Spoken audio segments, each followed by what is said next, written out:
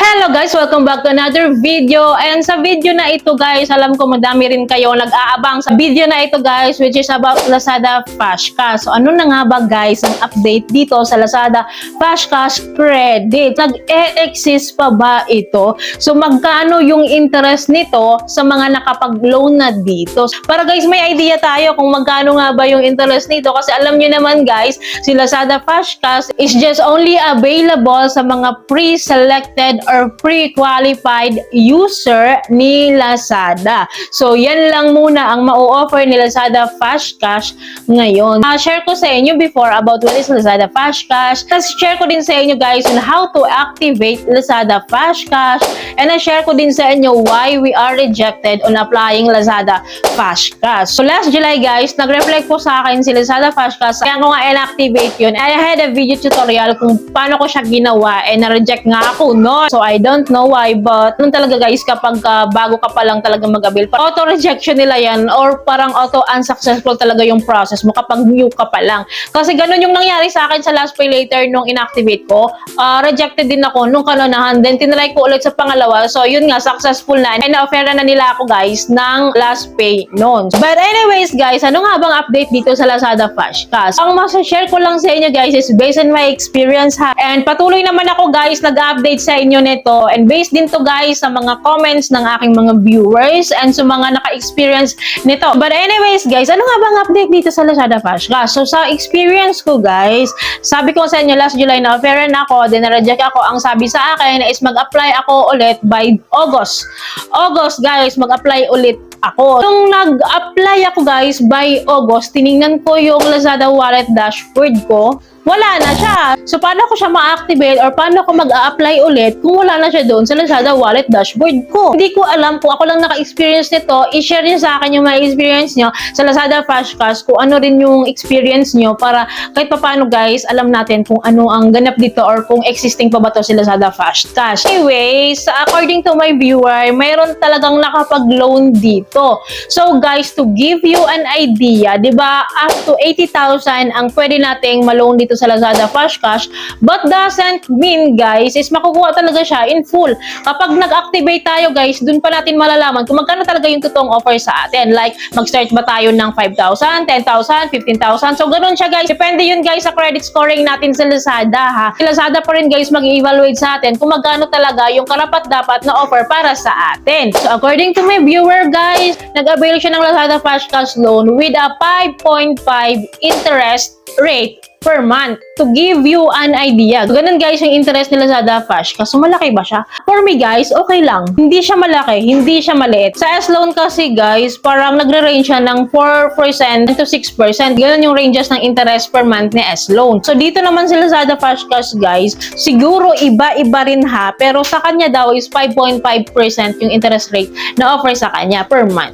So, for me guys, okay na rin siya. Hindi na rin naman sila nagkakalayo ni Shopee, hindi na rin naman sila nagkakalayo ni Bilis, hindi na rin naman sila nagkakalayo ni GCash. Just to give you an idea, para lang may idea kayo. So as of this month guys, as I've researched, as I've conducted some investigations, plus I have scanned the Encyclopedia of Lazada Help Centers, available pa din and existing pa din sa Lazada Flash Cash. For now kasi, only pre-selected or pre-qualified user pa rin talaga ang pwede nilang ma-offeran. And napaka-limited pa daw talaga nito guys. Kasi for me guys, newly launch lang kasi ito si Lazada Flash Cash Credits. Huwag tayong mag-expect agad-agad na bulk users yung makapag-avail nito kasi nga parang tinatry pa lang talaga nila ito. So, kasi parang nilo-launch pa lang talaga nila ito. Kasi guys, ganun din naman ang nangyari dati kay S-Loan eh. Hindi talaga siya available sa mga buyers. So, available lang siya dati sa mga sellers, sa mga Shopee sellers. So, kung hindi ka seller noon, wala ka talagang chance noon na makapag-avail nito. Suddenly, no, nilaunch nila sa mga buyer which is napaka-limited lang din talaga. Tulad ko, ang tagal ko din na-avail yung S-Loan. Parang it takes a year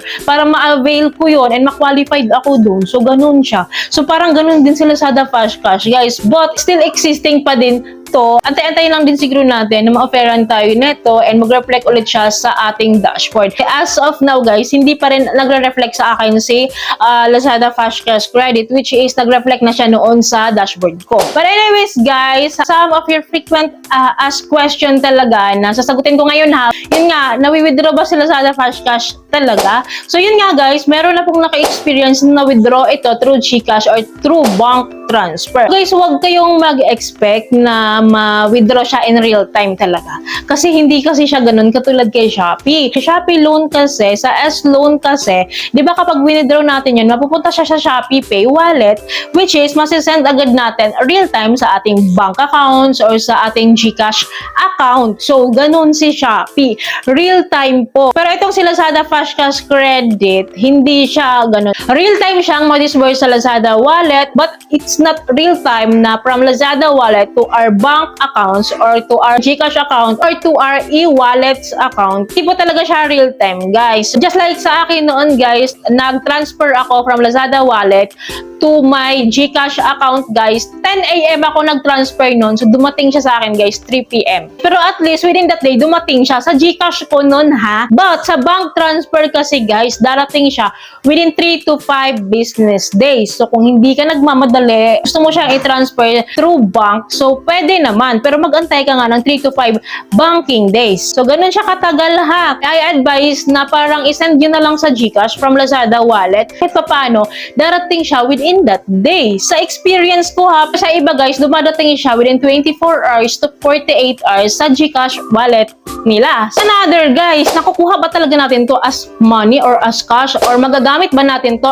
outside Lazada app? Of course guys, magagamit talaga natin to. We-withdraw talaga natin to guys. For personal use, pwede natin tong gamitin. It seems like nakapag-loan din tayo ng cash talaga na tayo bahala kung saan natin pwedeng gamitin outside Lazada app. So pwede rin talaga din siya guys gamitin sa pagbibili ng ating Lazada orders. So if ever guys, may 80,000 pesos tayong offer sa Lazada Flash Cash Credit na withdraw natin guys to our Lazada wallet. Gusto nyo bumili ng phones, appliances through Lazada app. So pwede nyo itong gamitin. So hindi nyo kailangan i-withdraw, pwede nyo itong gamitin guys. So another guys, please know na si Lazada ay nag-i-evaluate and nag-i-inquire and nagre-report sa CIC. Guys, beware sa mga in-avail yung loan outside Lazada app guys, sa mga loan app guys na in-avail nyo or sa iba pang pinagkakautangan nyo guys, kasi possible kasi na hindi kayo naaaprobahan dito or possible guys na wala kayong offers sa mga loan products ni Lazada like Last Pay Later and Lazada Flash Cash Credit guys,